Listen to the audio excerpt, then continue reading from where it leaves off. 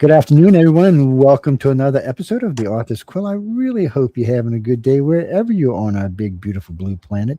You know, the show's in every time zone, so whether you're sleeping, you're just getting up having your coffee, you're laying your head in the bed going, oh my God, there's that guy's big mouth again. We're here, so just get ready.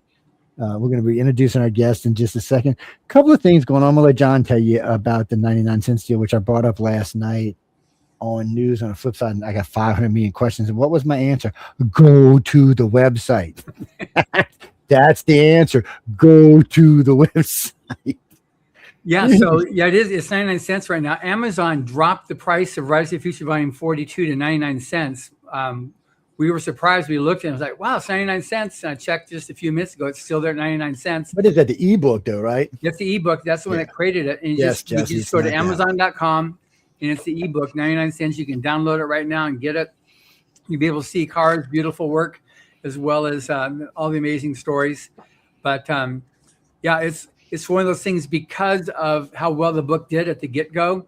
Amazon sometimes goes through and just drops prices of books that have a good momentum to help maintain that momentum. Because we were the first couple weeks, we were on so many bestseller lists that it started off the best new release, and then it was top new release, #1, and then we went to science fiction anthologies, #1. So it's continuing like that. And the audiobook hit the bestseller list, the trade paperback.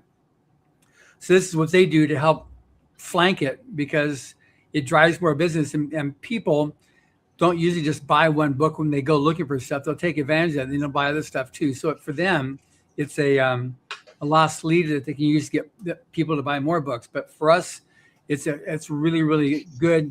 And the book itself, just so that you know, is this one right here, Rise to the Future Volume 42.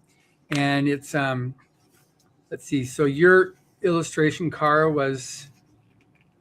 As Long as We Both Shall Live. Okay. The last page of the artists.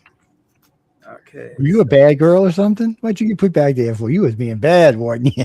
So the last one you see before you start reading. Yes. So there we go. Actually, yes, it's fabulous. That's her. So, so that one there is like that was a really trippy thing. We've had AI stories for well over a decade, almost 2 decades, but this was they're evolving now as technology evolves. So Karah is are you an auto mechanic, or are you just working at a mechanic store making sure everybody's got the right parts by day, and by nighttime she's this amazing award-winning artist? I do remanufacturing of parts. So like all the old parts, we just clean them up and fix them up. Yeah. Yeah. So Karah pulls out the lathe and she pulls out the big acid vat that she puts in the head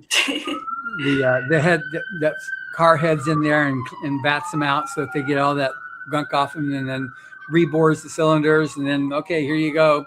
And then the dinner time comes and she takes off her overalls and she puts on her artist beret and she has her little brushes out come there and she starts painting it at night. So she's quite the girl.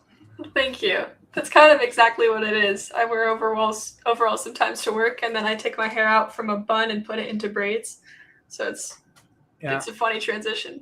Yeah, she's a total Lady Godiva there with her hair. It goes all the way down to her waistline. Yeah, it goes. Beautiful hair. It's just amazing. I know, look at it, huh? It's pretty long. We'll see how long it lasts as you get older and older. How long is it really worth the hour, 2 hours it takes to wash? My wife's got shorter and shorter and shorter. Now it's just actually, like after a certain length, it becomes really easy to maintain because you're not like you scrub it at the bottom instead of like actually washing. It's interesting. Anyways, that's just a whole side thing. Yes. So anyway, what's happened to you since coming back from Hollywood? It's been a lot of I'm back at work, back doing normal life stuff, but with the other artists, we started a group chat and we do weekly calls where we'll turn on a show or something and I'll draw together, and we have feedback channels. So we've been sending resources to each other. It's been great. Oh, that's good. A lot of fun. Now you're coming again to FanX this summer, right? Yeah, my plan too, for sure. Yeah, you'll have a seat at our table this year. Oh, so nice. You just won't be a visiting. You'll you'll be there actually as a winner. You get your spot. You earned your spot. Yes. Jesse, Fanix is some little tiny thing up in Utah somewhere. I don't know what they're talking about. Yeah, it's only like 85,000 people. But anyway. There's a lot of people go. It's a lot of fun too if you get to go.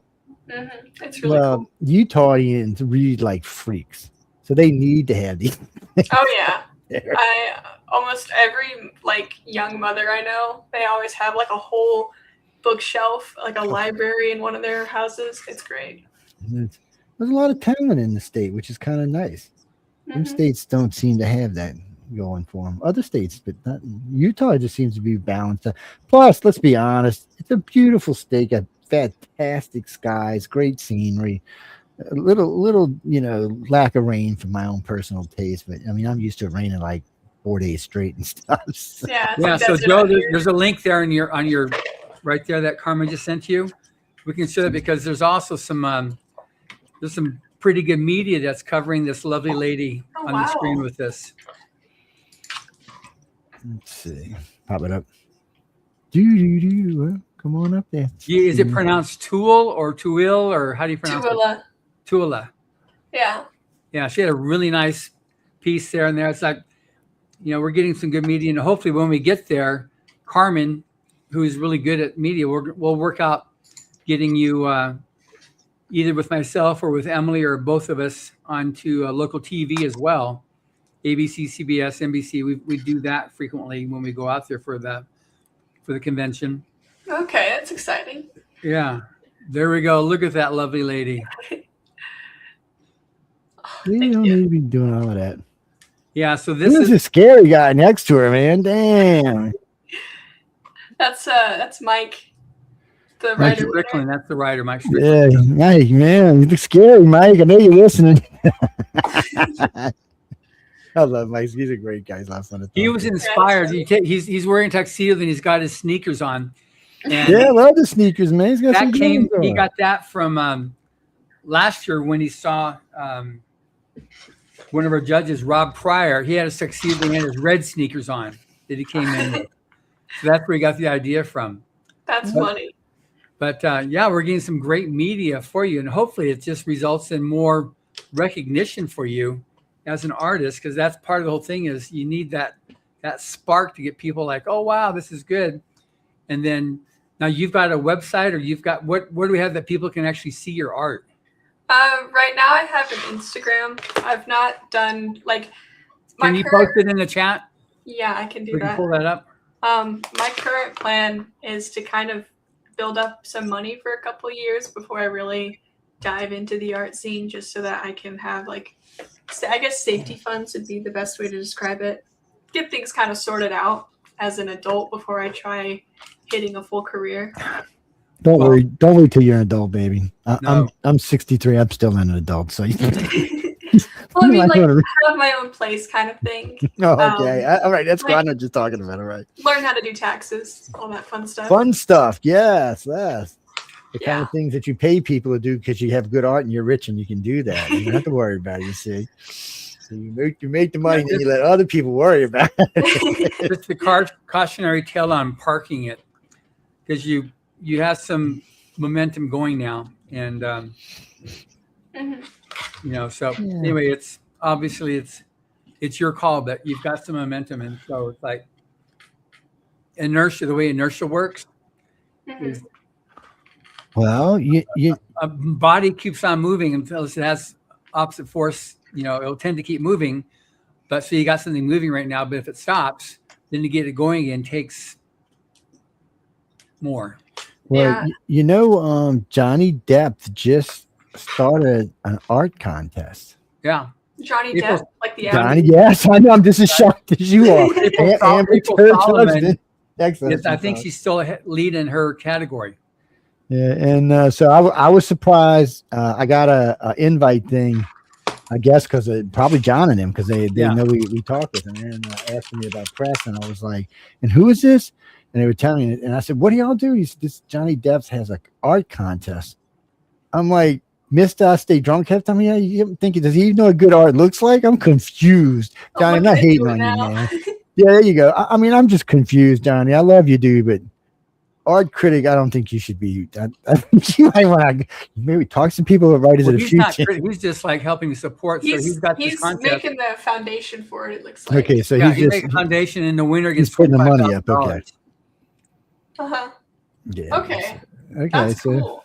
Yeah. Yeah, I was surprised when I got the invite because I hadn't heard of it anywhere. Yeah. And John knows how skeptical Emily and I voted we did 10 votes for you buy the votes. So you enter, and so we did that for April and because she's such an amazing artist. Yeah, she's talented. That's true. And she's got a good personality to boot. It's she was so funny. We would get ready to go to the thing, and I said, "What are you waiting on?" She said, "Oh, they said the other people have to wait till the end." I'm like, "To the end of what?" She said, "They're going to come get us all after." I said, "No, they're not getting a freaking bus with me. Come on, let's go." Just said, "They're not going to say anything. Trust me, get in the bus. Let's go." And she's like, "Oh, okay." Because I was like, "What the hell are you waiting on?" There wasn't nobody else waiting around. Thinking, just get in the damn bus. It's time to leave.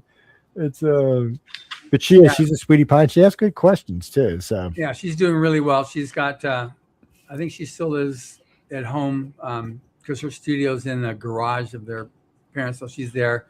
But she's just so good. She's she became besties with Bob Eggleton and with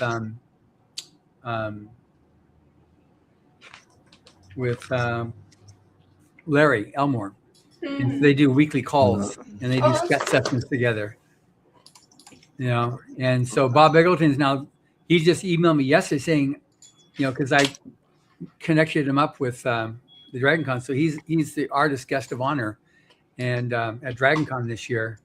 So April will be there. So he's going to be on the Illustrators of the Future panel.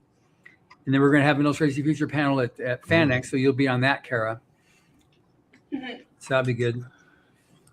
Talking about life living is in the pursuit of art. I'm excited for it. Or clean engine blocks, whichever you want to go, whichever direction you want to go. Well, you know, these days, I was watching this in China, and y'all just made me think about this. So there's this artist lady who does that spray art, and she puts it in the tub, and then you emerge. So she was taking the top parts of the engines, all the parts you could see outside, and she'd spray these cool images in the liquid, and then she would immerse the top pieces, the cover pieces for the car, and it would make these cool patterns on it, and they would install it on the engines. It was I was like, well, this is kind of interesting. I didn't even know they made until it gets too hot and it causes it to start. No, they make come to find out they make a lot of stuff I thought was being hand painted. It's not. That's how they make it now. They just dip it in there and it forms around whatever it is. Hard hats, car, it doesn't matter. They got them for cars and everything now. It's you can dip your whole car if you want to. I was like, okay. No. I was at FanX a couple of years ago, Rob Pryor, that somebody brought a whatever car it was some muscle car that was there, and he painted the whole car. He was hand painting it with a spray. You know, he was doing that throughout the show, and then they auctioned it off. So this is Karah's work. Yeah, so talk to us, explain it. So I never really been super big on social media. I would say I'm new to it in the terms of actually interacting with it. Yeah, it takes time. Yeah, it's not been a hobby of mine yet, but with our weekly calls we do with the art group, we kind of have a goal that we try to post something at least once a week, usually on the weekends. So it's been good, like having that group. You know, you were talking about inertia earlier. I think that group helps a lot because it has me spending at least a couple hours a weekend putting stuff into art and trying to go somewhere with that. Good. That's important because you got us, you got Joe, myself, and everybody else here at Rise to the Future totally willing to back you and support you and help you launch that career. Mm-hmm. Okay, this looks like Johnny Depp after he left court with Amber that day. That was the Pirate King from the movie he was in. So I was like, I'm just people don't give me trouble. I was just thinking about it. Unfortunately, what's her name stuck in my brain today. I can't help it. Yeah. What is this? You right over here with the butterfly in your face? But yeah, that was actually one of the submissions that I put in for the contest. So explain your this thing that you've got with remembering faces. Okay, so it's called These are great faces, by the way. Oh, thank you. Say it again now. Prosopagnosia. It's face blindness, and I actually learned that Echo Chernik, the director that we have in the contest, she has it as well. She does good faces too. Yeah, for sure. But it's kind of just, I can't really recognize people super well, like my parents or siblings. It's really easy to lose someone in a crowd because I just can't tell people apart super well. I'm John. Hi, John. That's Joe. I see your name on there. See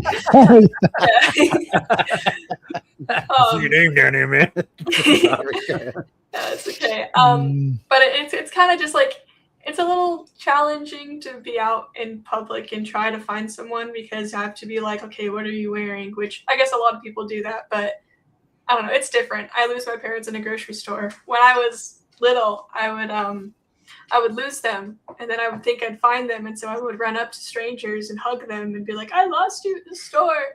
And they'd be like, who are you? Because I would just go to random people all the time. I would sit next to my brother and be texting him for half an hour like, I can't find you, after his sports events. This guy looks like Qui-Gon Jinn. That is Qui-Gon. Oh, okay. It was like, well, I kept thinking Liam Neeson when I first looked. I'm like, no, it's Qui-Gon Jinn, Jeff. That's who that is. Pay attention. Yeah. It's like, that was one of my favorite characters, by the way. Oh, I love Qui-Gon Jinn. He's fun. He was a good character. It was nice to see a new character that I actually enjoyed. Now you see this guy looks too much like what's his name? Right out of my who? Say it again. The one in the middle, is that what you're pointing at? Yeah. Oh, okay. So I was thinking, oh God, big goofus guy is he plays Aquaman.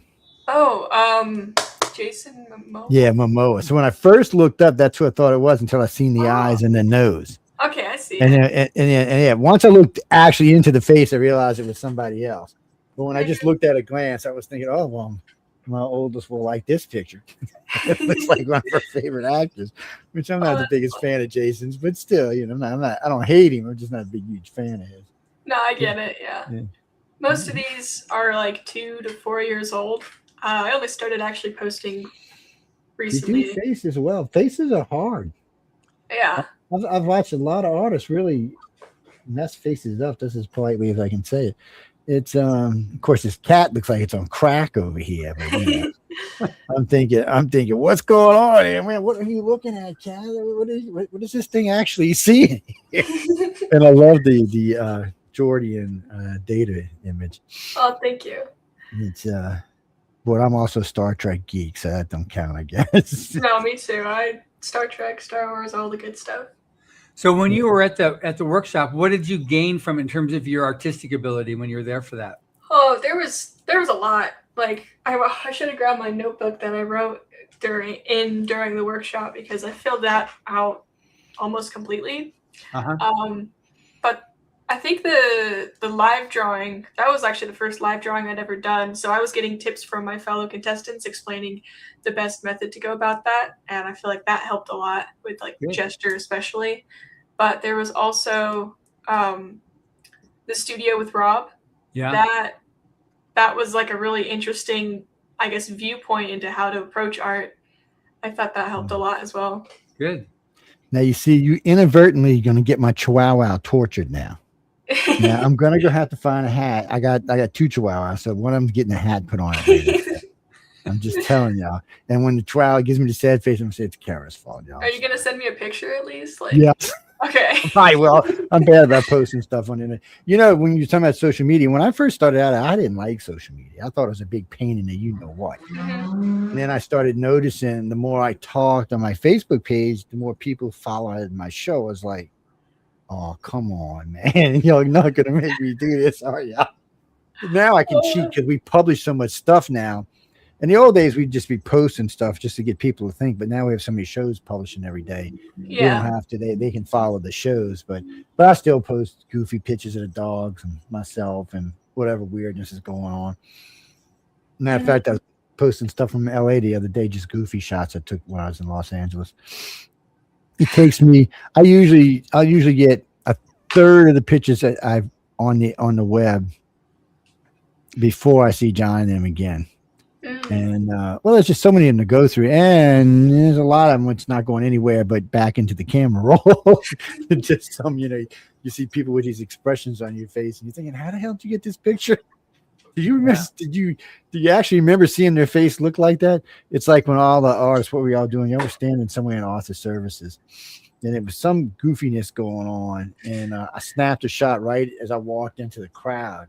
And everybody's eyes were like this big and their mouths were open. I'm like, well, we can't use this for anything. But it's a great picture. And I said, you got a lot of work. I mean, we're going through it. There's a lot of stuff going on. And again, like I said, you got my chihuahua tortured, but she probably deserves it. They're bad anyway. Yeah. It's This is, I think I started this account my junior year of high school. So like all of these 6 are from this is my sophomore year. These 6 are from my sophomore year of high school. And this was me learning charcoal and watercolor. Yeah. And the one on the top left is just pencil and pen. Yeah. But it's funny because in the South, watercolor and charcoal does really well.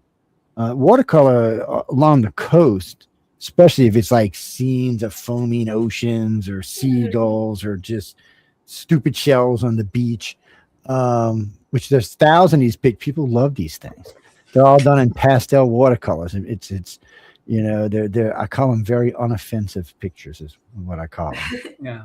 In New Orleans, though, they do the charcoal. Well, in New Orleans, they do oil paintings right there for you live in front of the cathedral, or they do sketches like these. A sketch like this usually starts at around $250 and goes up from there, depending on the talented artist. Wow. And oil usually starts somewhere around 5 to 7 and can run up as high as 3,000.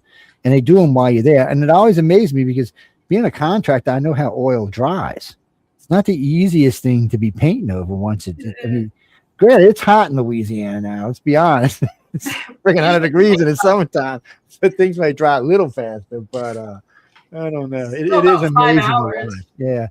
And you'll see they'll have a bunch of artwork, on the fences, mainly oil scenes of the city itself or the horses or the carriages or whatever is in New Orleans, but there's a lot of it, and everybody, those spots are coveted. People really like to get them because you're almost guaranteed to make a good living there. I know Marco makes $3,000 to $4,000 a week, and I doubt he's out there more than 20 hours a week. That's crazy. Yes, that's what I said. I'm like, shit, I need to go to art school. Yeah, I need to learn how to do that. And I'm sure they got them out there that are only making a few $100s a week, but I don't know, because the license is pretty good. So I imagine, nobody out there is making a little bit of money. And even the table wrappers, because they come out later at night out there reading their tarot cards and teacups and stuff. All of them will tell you they'll make $2,000 a week out there. That's so wild. And most of their customers are showing up around midnight. That's like, get out of here. You're not reading my cards. I'm good. But it is fun to watch them all, and for artists, it's a very interesting place to sit and paint to start off with. There's so many people coming and going, and from so many different cultures, and they all look so different from each other. It's just a cool place just to hang out. Plus, the food is really good. I mean, it's really good. Yeah. What's that, Jimmy? I don't know. I didn't see nothing for sale. You'd have to ask Karah if she's got anything for sale. You got deep pockets or something?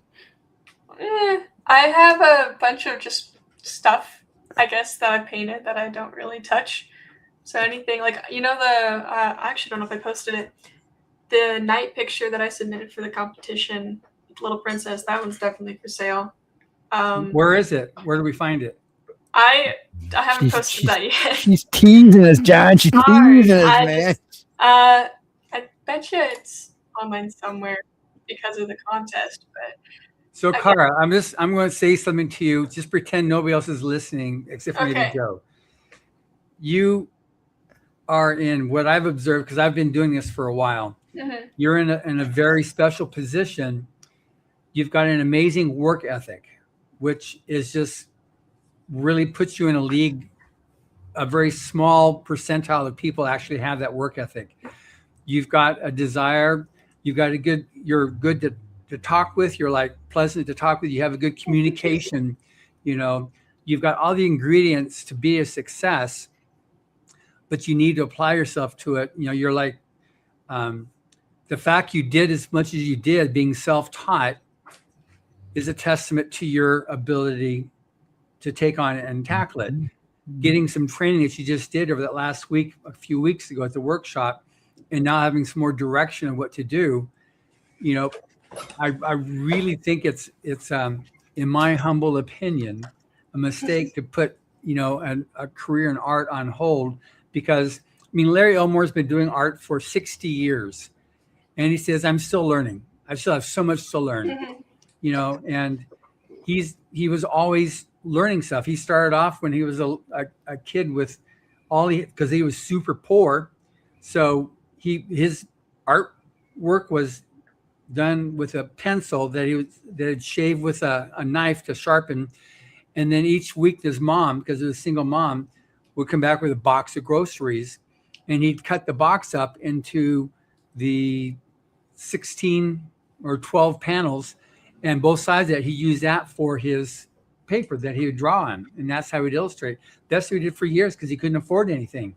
But he kept on working and working and working, get better and better, and eventually it kept on evolving. So like yourself, you've got a job, so you do have a source of money, but you've also got that amazing talent of creativity that like, it's easy for someone to enjoy talking with you, which is an important thing as an artist, to be able to get out there and show your stuff. That you've not been involved in social media is like it's a whatever burger, you know. It's like you can start that, and you can get into the whatever channels you want. And where you are there in Utah, there is a lot of creativity. There's a lot of talent out there, and you have a lot of supporters. You got the judges that would love to see you fly, you know, see you blossom, and but we'll match your effort, you know. But it's got to be your effort that's moving forward to the next thing.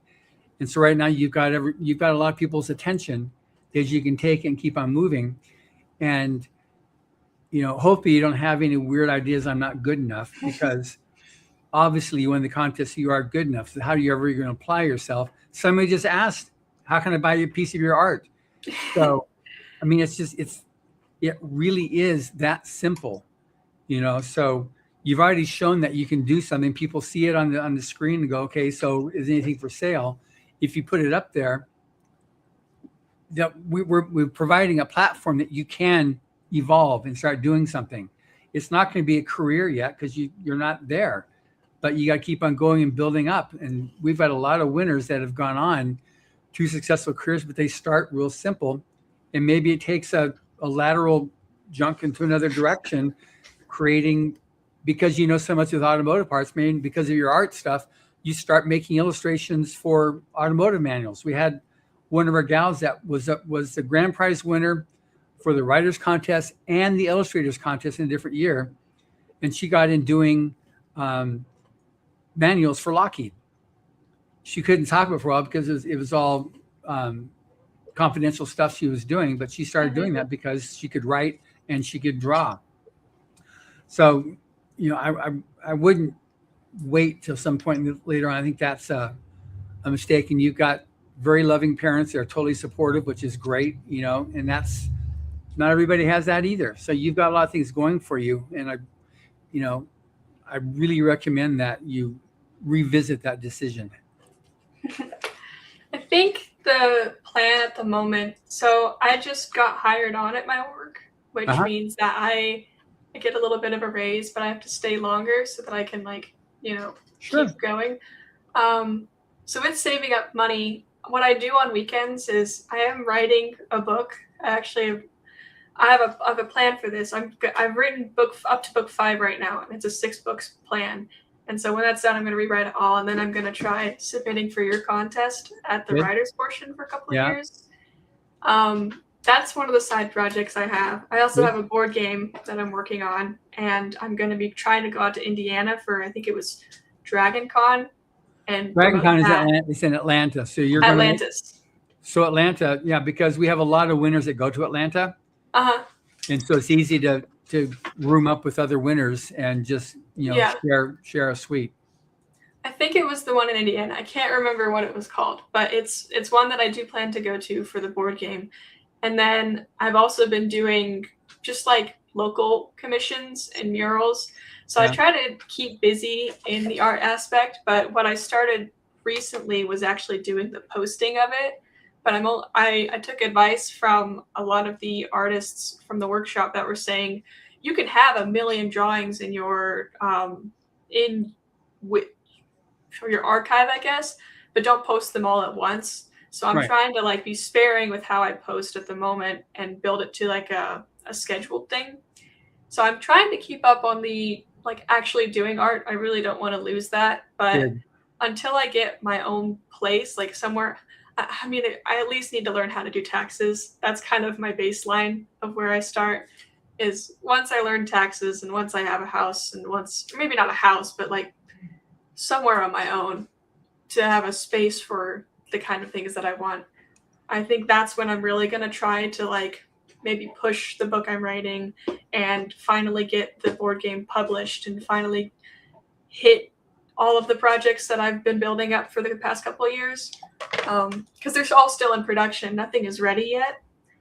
And I want to have something to show people beyond just here I can draw. I want it to be here I can produce and I can create and I can do it not just by myself, but also with the team and by myself if needed. Like I want to bring it all forward, and I guess I would consider those becoming like at least a background funding, because I don't expect to become like the bestseller book kind of deal, but just knowing that I have a book published and that I can do something with it.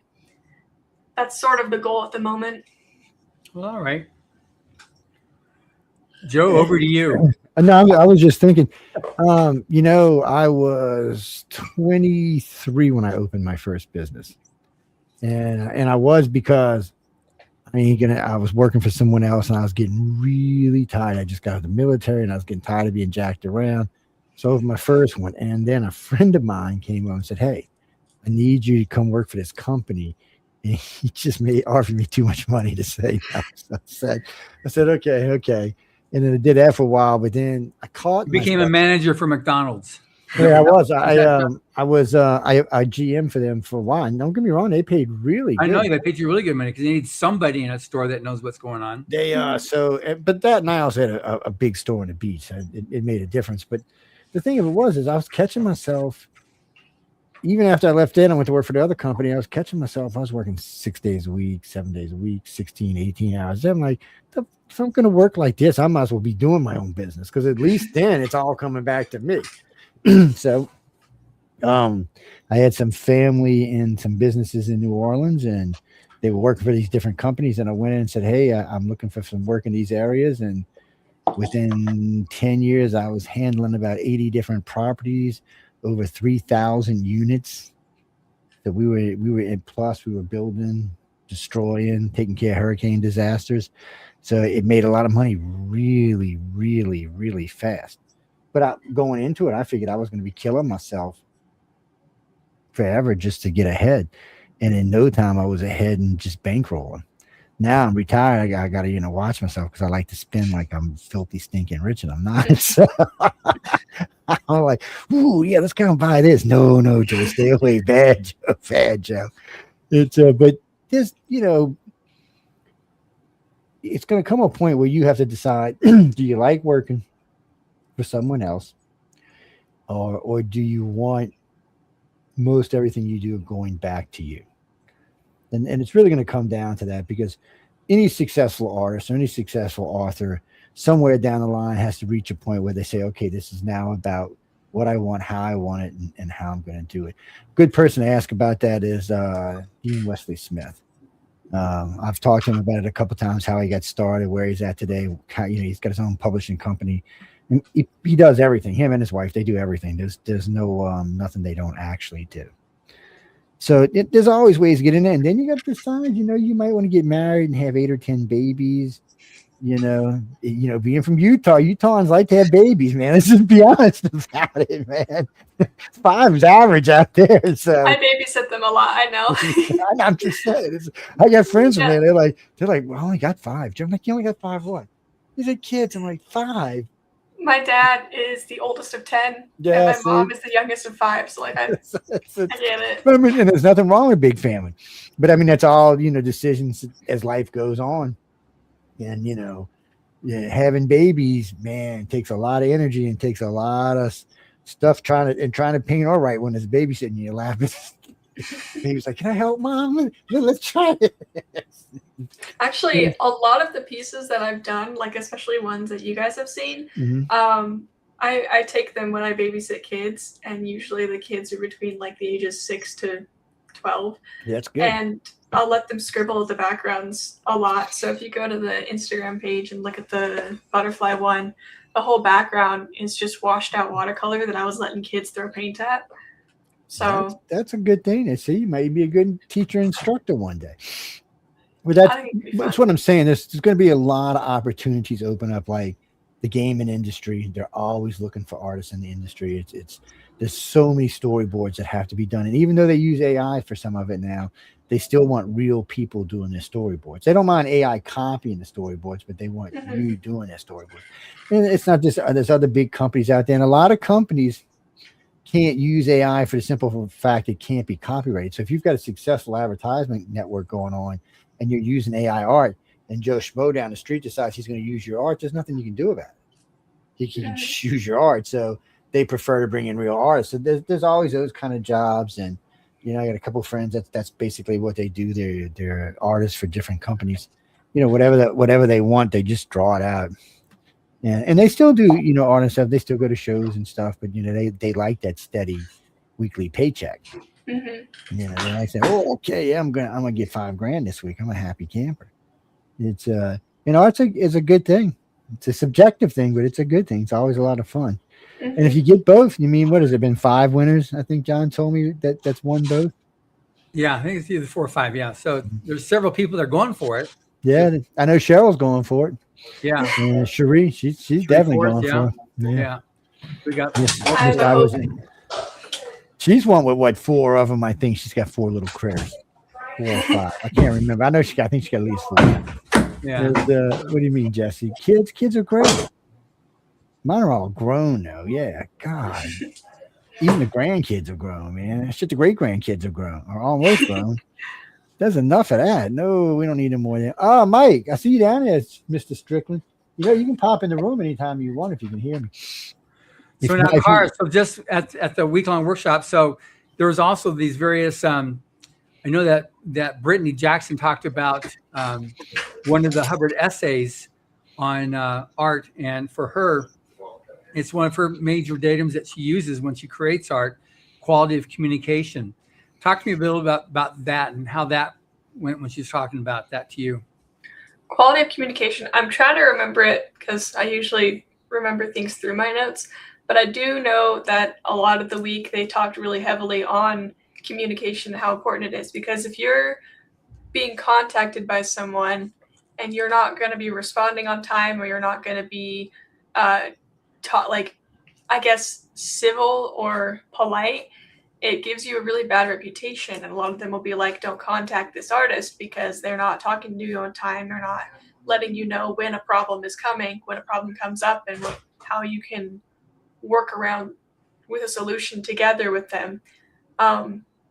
Communication is such a huge deal in the art world, and presenting yourself in a good way. Yeah, she also was talking about like the art itself, the illustration has got to communicate. It's like what the communication is actually senior to the technical expertise. You've got to have communication. What she says is, which is what Hubbard said too, in that Art More About is the name of the essay. Yeah. So I think, I would say look at examples of a lot of different games and shows and stuff. One thing they were showing us was how you could have a simple sketch that displays way more emotion, way more experience, just a sketch that can show way more than a final rendered drawing that isn't communicating anything. Right. Yeah. So I know there was that, I think it was Picasso, where he was at a bar and somebody gave him a napkin and said, okay, can you sketch something? And so he just went and sketched it.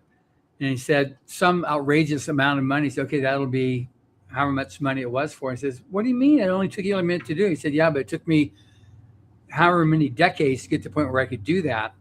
But it was that the quality of communication, being able to communicate and just see the lines and stuff like that that can really convey an emotion, or a scene that you can like, wow, yeah, I can really relate to that. Mm-hmm. A really good artist, an illustrator, can accomplish that. And you just, some of our judges are just so amazing with that.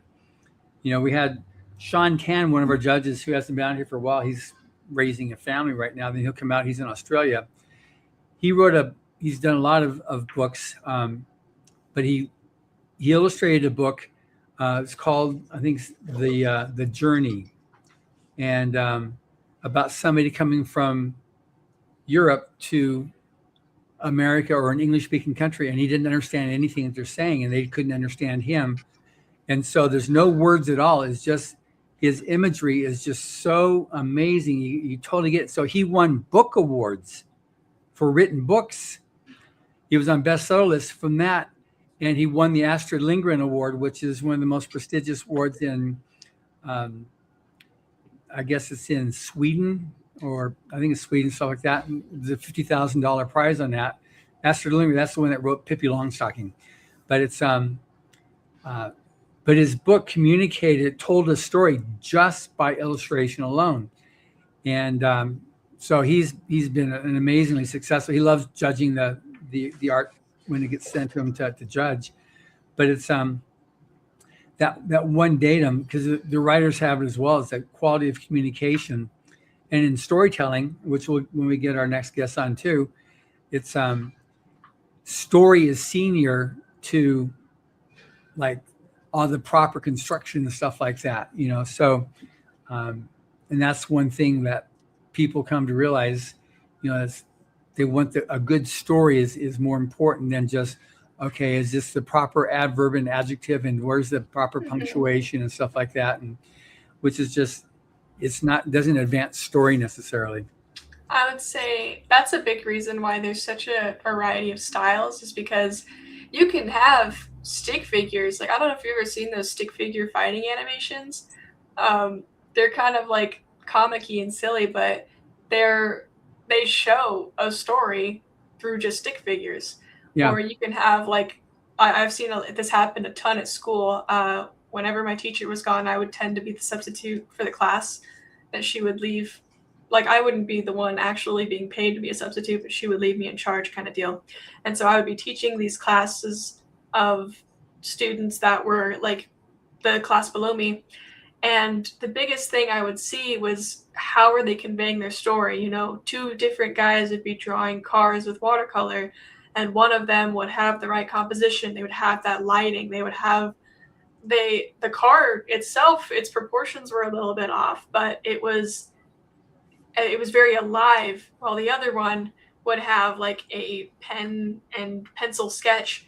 And while their proportions are really good, the composition made it look stale, because you just had a picture and then the car was plopped in the center. Yeah. Versus the other one, where the car is kind of at an angle, it's like moving towards you. It's got like it had a life in it that the other one didn't. So your technique can always be perfect, your style can be perfect, but whether or not you can actually convey like something that would make someone think about it, like, oh, yeah, where's this car going? Which is what communication is. You got to be able to communicate that. What's your message you're trying to communicate? Yeah. Exactly. Yeah. So do we also have Mike now joining us? I don't know. I seen him stop in the chat room a little while ago. About a half hour ago, he was in the chat room. Mike, come out wherever you are. He's in some other place in the world. Well, maybe he just thinks he's a few minutes early, but let's go to Yonder like a Honda. Let's see, confirmed. Yeah, we know. Okay. Has anybody recognized you, Karah, because of the media you've gotten? I wouldn't know. I just kind of wake up, go to work, and go home and draw. So like, maybe not in person quite yet, but I do have a lot of photos that people took of their children watching my live stream and screaming at the TV, really excited. So that was like super sweet to come home to. Well, that's nice. A lot of the kids I babysit were so excited. And I feel bad for Bafu because some of the things that they were yelling about him, just being like, no, Bafu. Because they don't know him. He totally deserved it. For Karah. Yeah. But it was funny. The media in his country was like, Bafu takes Hollywood by storm. You know, it was great. You know, yeah. But it was great. His message. I'll never, you know, like I said, I'll never, you know, invalidate myself again. Mm-hmm. You know, that's an important lesson. You know. As long as one actually, you know, maintains that. Because as an artist, you'll get people that will diss you. You'll get, you know, if you have, I think you're in somewhat of a good environment now because you got parents that are supportive and you got friends that are supportive. And now you've got Illustrators of the future. You're surrounded by people that are supportive of you. But some people don't have that luxury. And so they get people coming saying like, oh man, it's a good thing you're still doing your day job, you know, and make these little like knives in the side comments to you. That's it's unfortunate, but people have that, and they fall for it, you know, because you're burying your soul to when you create your art. This is your creation, and someone says that sucks. It can be devastating. I have when I was younger, I would draw in my free time, and I never like. There was a point where I wanted it to be a career, but like so many people would tell me things like, oh, you can't really make a career out of that all the time. And even my dad, he went to art school and he was in graphic design, but he made so little money that was right when things changed and the career got really bad and he was raising 2 kids. And so he couldn't like support and grow his career at the same time. And so growing up, a lot of what I was told, even especially by family, actually was, you know, don't rely on this. You're going to have to find an actual career, find something else that you like. And so I never took art seriously. It was always just, I love doing this in my free time. And then I got to meet 2 of my teachers, Miss Nichols and Mr. Roberts, who kind of kicked me through the door being like, make stuff, you're having fun in here, you're taking the classes, go do things. And so I started to get really into it, and I'll be honest, so much of whether or not I was actually going to stick with art was writing on Hollywood and seeing what would happen at these workshops. Yeah. But the first day, Bafu said something that made a lot of people in the room cry. I can't remember the exact words, but he was saying, you know, I don't know if my stuff is worth it. I don't know if it's good enough. I am happy to be here, but I feel like whatever it was he said, it connected to all of us in a way that none of us really expected, because none of us knew each other. None of us had really spoken much before then. But Bafu just has such a good way of conveying what he means, and none of us had ever felt it put into words. And so I think when he went up on stage and was like, yeah, I'm not going to doubt myself anymore, it kind of felt way more powerful knowing how he started the week and how we all started at the start of the week and where we all ended up. He made that week fantastic. I love Bafu. Yeah. Hi, Mike. Hey, Mike. Yeah, just one thing. We've had several winners.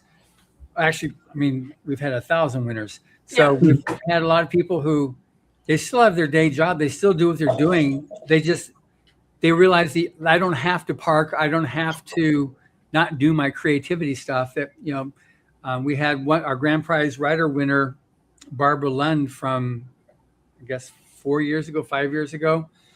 She was a police detective, still is, you know, or no, she just retired.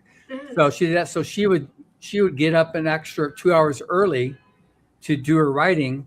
And then what she did, she gave up her TV and social media so she could do her writing. For her, she wanted to be able to do her writing. You know, that's important. So she still had to make the money to, you know, she was the main income earner for the family. So she was raising kids, but she really wanted to do her writing, and so she did that, and so she's still writing. So she'll be there at the convention again in Salt Lake City this summer. But that's the thing too, is like Kevin Anderson, Rebecca Mesta, they were writing always, but they were working at the Liverpool labs in California. It's a research thing for science. And so or Livermore, and it's they worked out like they wanted to have a year's worth of expenses in their savings account before they quit their day jobs. So they saved up the whole year's worth, and then when they had that, they then quit their jobs and flipped over full-time to writing. But that's what they did. That's how they worked out their things so they could keep on doing what they loved, but still it had to be real because they had a family as well. So there are solutions to it to be able to still, have your cake and eat it too. With that, nice shirt, Mike. Yes, that's a cool shirt too. Exactly. So how's life been with you since heading back home? It's been a bit of a blur. It really took me a couple weeks to really process that incredibly busy and unforgettable week.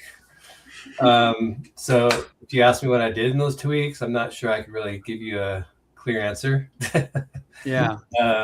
But yeah, I feel like I'm finally kind of getting back in the swing of things. I actually didn't really do much writing in that period of time as well.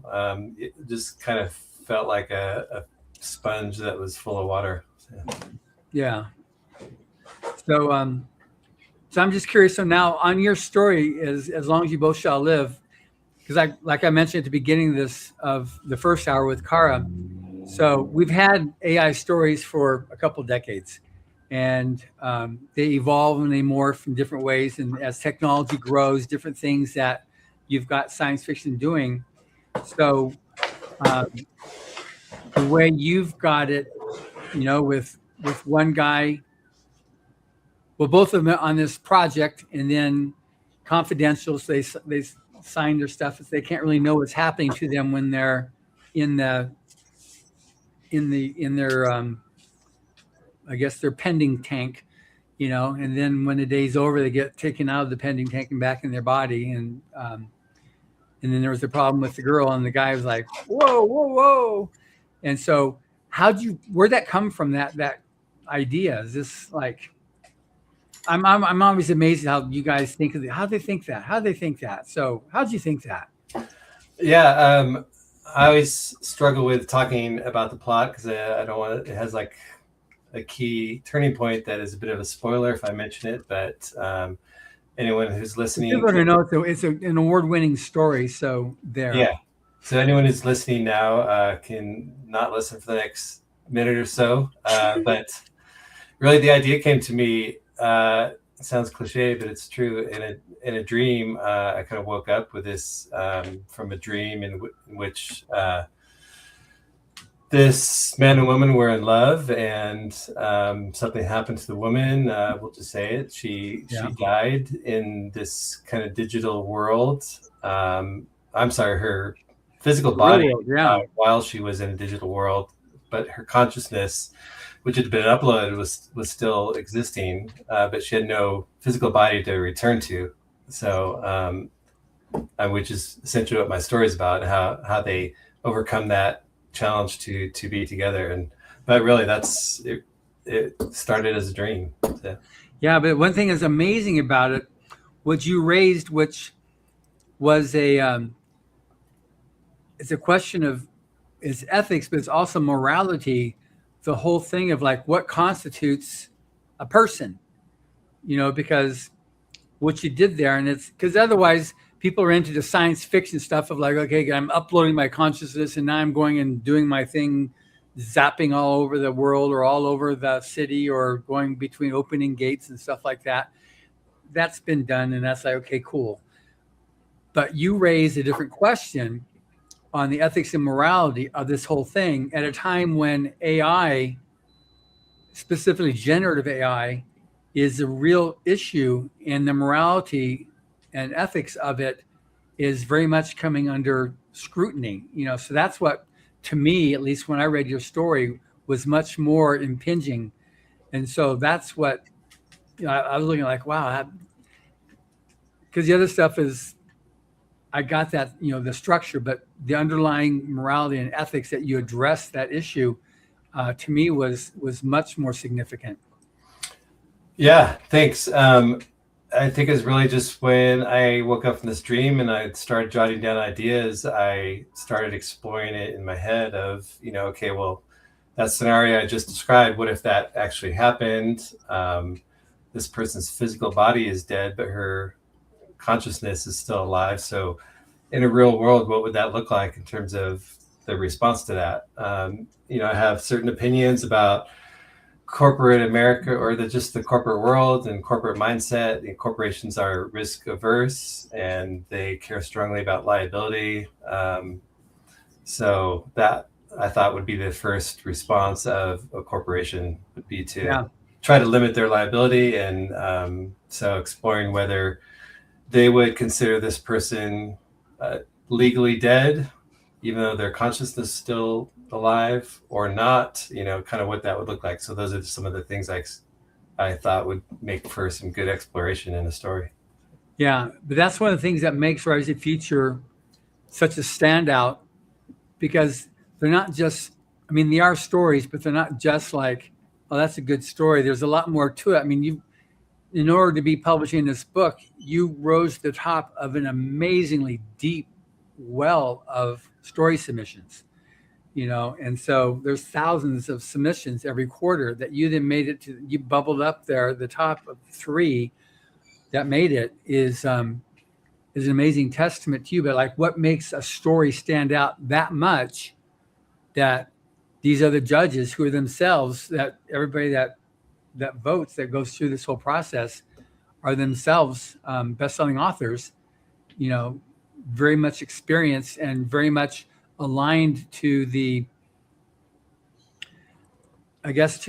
contest that was created by Warren Hubbard back in '83, maintaining the integrity of that, because it's, science fiction is the herald of possibility, which is one of his mantras that he had, but also that it's the artist that creates the spirit of, brings the spirit of life into a culture. And so what you do, and when Karah and the other illustrators, to do this stuff here, it creates these emotional impacts. So that's something that you really did. Yeah. I think I just, in some ways, got lucky with a premise that had a lot of meat on the bone. I wrote it in a pretty short period of time. And as I was exploring the idea and kind of jotting down ideas and a rough outline of the story, I just kind of found more and more layers of things I could explore. There's what I already described, and then there's the notion of how they can be together or not, and the challenge of this person, this man who's in love with the woman, has no real control over what's happening. He's just an employee of this big company, and there's nothing he can do. So he has to kind of toe the line, even though he doesn't want to. Yeah. Otherwise, he could get fired, and then he has no other contact with this woman. So, I just found, and all the different things that he tries to be together with her. There are just so many things I was able to uncover and explore, and come with a pretty deeply layered story. Yeah. So when we had the art reveal, so how did that go for you? Was it a pretty easy find, or did it take you a while, or how'd that go? Yeah, I think a common answer to that from all of us writers is that we go into it really wondering, oh, am I going to be the person who can't pick it out? But I think in probably every case, it's pretty obvious. I went into it wondering what Karah would have picked out from my story, because I didn't have one single monumental scene that would have been an obvious choice. So, but yeah, sure enough, as I was going down the line, it was immediately obvious which one it was. It's in the background. I see it there. Yeah. There, yeah. Yes. So, Karah, so how did you decide what you were going to paint?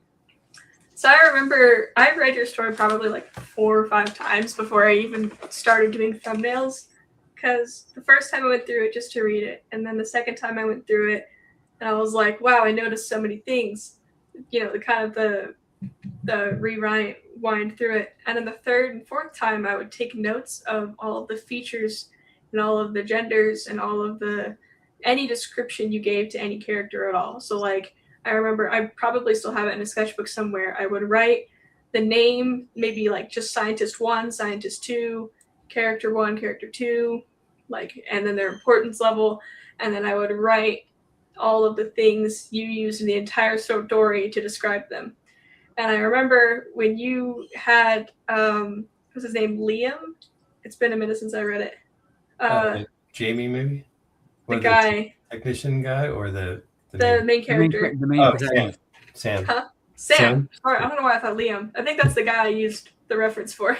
Yeah. But you described him wearing a lime green shirt, and I was like, I don't see enough colors for that to make sense when I paint it, because I'm not like super colorblind, but green is a category for me that's just it's all the same color. I can't really see green super well, even though it's one of my favorite colors. So when you described lime green, I was like, this is going to be hard. But I remember I went into all of the research on how to mix greens, and I was just creating a palette of green that I couldn't really see super well. And then I would go to someone and be like, is this lime green? And be like, no. And so I think it was awesome just learning from that on how to actually do these different colors that I'm not the greatest at seeing. But also picking the scene for it was trying to think, how do I show the main characters happy together, even though they never really interact in real life? But I also have to show the science and technology of it. And the first idea I had was going to be a little bit more stretched perspective, where the scientists were kind of looking over a glass thing and watching this guy. But I'm like, that's just creepy to just have a guy be watched for no reason. So I wanted to show a little bit of what he was seeing and the fact that it was a romance story. So I picked the scene where they had, I don't think you actually had them in the scene, but it was an option where they're floating through the sky, flying together. Right. And I thought that was such a cute idea, plus the kind of spooky atmosphere of being watched from above and by scientists taking notes and observing, and have her wire disconnected compared to everyone else's, or compared to his. I think that trying to show the happy, cute, this is a love story paired with a love story fighting corporation like control, I think that'll display. That's good. Yeah. You made that comment about the lime green. We had a grand prize winner about a decade ago from Phoenix. He was colorblind. Mm-hmm. And he did all those stuff. He had his Pantone chart, and he would do his paintings using the Pantones because he knew he couldn't see it. So he knew that Pantone this equaled green, purple, all this, and so he did his paintings like that. And it was amazing. He could see, tonality, but he just couldn't see the the actual colors. So he would just use the Pantones and know that if it was 175 that was this color, and he would do it like that and do his paintings. Mm-hmm. And it was amazing what he was able to do. It's a very similar boat for me. Mine's not intense enough to just say I'm colorblind, but it's those are colors that I'm not the best at seeing. Yeah, but that's how he did. He used the Pantone chart. It's really cool. Yeah. I'll look into doing research on that. Yeah. I can't really imagine what that must be like. Just hearing that about you and looking at your amazing artwork that I just found you on Instagram. Just kind of blows my mind. I don't know what the equivalent would be for a writer, whether it's someone maybe like dyslexia, who can't spell, or I have no idea.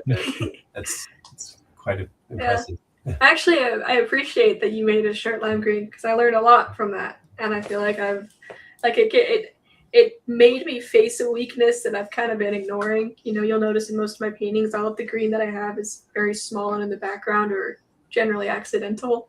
So actually having that challenge put in front of me as a main focus of the painting, I was like, oh, okay, that's pretty cool, actually. Yeah, you nailed it. Thank you. So now, what's your next project with writing now that you're done with the workshop? So leading up to our workshop week, I finished my most recent novel at the end of last year, and then first part of this year, I was going through several rounds of revision, and then a couple months leading up to Hollywood, I've just been doing the trad approach of querying agents. So I kind of jumped right back into that, and on the writing front, I'm working on a couple of short stories with some tight deadlines. One of them is Leslie Robin, Galaxy's Edge, who spoke to us during the week. She's got an upcoming anthology that she's holding one slot for Writers of the Future winner. Not sure which of us might earn that spot, but I'm hoping to finish the story and get that in before the deadline. So good. So you got the login, all that stuff. Yeah. Okay, good. Well, that's good. So for you, what was I don't want to say the biggest, but some of the key takeaways from the workshop in terms of learning the craft? Craft wise, I don't know if there's one specific craft. Yeah, just some of them. I wouldn't Yeah. attempt to say what's the one thing, because I know. Yeah. It's more just the overall experience of learning from both Jody and Tim in depth. So not on any specific one aspect, but just the overall, the things just that we went through our several days with them, including the 24-hour story experience. That probably was the biggest challenge in terms of craft, be able to put together a story and a complete story in that short amount of time. So I'd probably say that. Yeah. Were there any of the judges, the visiting judges, the ones, the guest speakers, that you had more of a fanboy experience than others? Certainly Tim. I've been a reader of his work since the 1980s, so it tells you how far back that goes and kind of dates myself. But also Orson Scott Card as well, of course. Ender's Game, it was one of my favorite reads for a long time. Yeah. Those two are the most obvious names. Yeah, I just finished reading, and I just had, maybe it hasn't gone up yet, I just did an interview with Tim Powers on his latest novel called The Mills of the Gods. Amazing story. It's my favorite Tim Powers story now. It's one they just came out with. Super, super good. So if you're a fan of him, I highly recommend that book. Yeah, definitely will pick that up. Yeah. So, Karah, any fangirl experience you had there with the judges? Oh yeah, I remember, I'm awful with the names, but so many of them, I was just sitting there like, oh, I would grind you for questions if you guys showed up at the late night thing. But all of us were so exhausted, so it tended to just kind of be things I would drop in during the portfolio review, because they had such insane, I guess the scope of the art world was broadened a lot for me, and I would only realize how crazy it was talking to them about halfway through their workshops with us, because they would be explaining their portfolio, and I'm like, I watch that, I read that, that's something I spent years playing, all this kind of stuff. It was very cool to just see. And the book, a lot of the books that they had written stuff for, I'd already read and I'd looked at and I bought. And so a lot of the games, books, everything, it was so exciting. Yeah. That's cool. I feel like I do want to mention that this is not a single person, but the persons I became the biggest fan of during that week was everyone at Author Services and Galaxy Press. I mean, it was I don't know if I have the right words to describe how privileged I felt being treated like essentially a celebrity VIP for the entire week, and everything that everyone did for us, and just how incredibly nice everyone was. And what was like quite a high pressure week, I imagine, for the staff, particularly those who were producing the gala event. But you would never guess it just talking to people. Everyone just so down to earth and kind. So they were so sweet all week. I loved meeting everyone. Good. Well, you're absolutely very welcome. And it's, for us, it's important because it's just part of that creativity, helping the next generation of writers. And it's not a thing of a body age. This is just the next age, the creativity, So, this is case in point here. We got Karah, she just turned 13, and we got Mike. Turned 85. Karah. Oh, Lord. Better late than never. Yeah, better late than never, exactly. But we've got, there's no requirements on age. It's just straight, all the judges ever see is only a number. So it totally levels the playing field. And in what it has been prior to this in the publishing industry, once you get to a certain age, it's like, forget it. There's no hope. Here that's not what it is. And so, you step at the bat there with your story, Mike, and won. So as far as we're concerned, you've got like many years ahead of you, and hopefully, when this book goes, as soon as it comes out, you got me and Joe there totally anxious to be able to invite you on and talk about your new book. I got lots of space back there. Yeah, I got to move some stuff around, even though I finally gave way. So I asked a question the other day. I had asked who Emily Goodman was. So I got tired of nobody would answer. So I said, "Y'all tell me which woman standing behind us at the gala event is the astronaut." So I got 72 answers in an hour. 69 of them was Emily, and 2 of them was the actual astronaut. Wow. I was like, okay. I said, the one y'all pick's been on this show. I've lost track how many times. Not just this one. She's been on all kind of shows on the network. Y'all should know who the hell she is by now. It was funny though, because I said, there's these women standing behind me. I said, one of them are an astronaut. Which one is it? I don't know. I guess Emily looked particularly different that night or something. I don't know what the hell was going on. That's like my nightmare question, because I can't recognize faces, and someone's like, "Who's this going to be?" Well, I've been trying to give away a book set. It's book 30 through 40. Mm-hmm. And we had given it away, and then it came back. And then it was weird. But we'd given it away. So I said, okay. And we were doing John and I were messing around one night, and I said, well, look, just tell me who the woman is who puts the gala together. And I said, it's also John's wife. I said, y'all should know me. She's been on the show 100 times. And nobody got it right. I was like, you're kidding me, people. That's crazy. I said, y'all are smoking crack out there or something. I mean, come on. So put the pipe down, pay attention what the question was. So then that's when I put the gala picture up and said, look, and just tell me which one the astronaut was. I mean, I would figure they would have got it right. They could have just fast forwarded through the event and seen the woman giving a keynote speaking at the beginning. Oh, I don't know. I was laughing. I was like, I said, well, I'll have to tell Emily she's an astronaut now. Yeah. Bad enough I bring her knives and stuff. So it's talking about her. Yeah, she's always fun. She's insane, but she's fun. I don't know how all of them haven't lost their mind already. The first year I met them was coming back from COVID. Mm-hmm. So there was, instead of 24 winners, there was 48. Wow. So I think there's actually 36 that were actually there, plus all the staff and the hotel. It was insane. Yeah. Plus the Roosevelt that year had a lot of other stuff going on. And on Thursday nights they had a dance contest. Oh, wow. It was the I can't think of the damn name of it now. It's Mexican Spanish dance.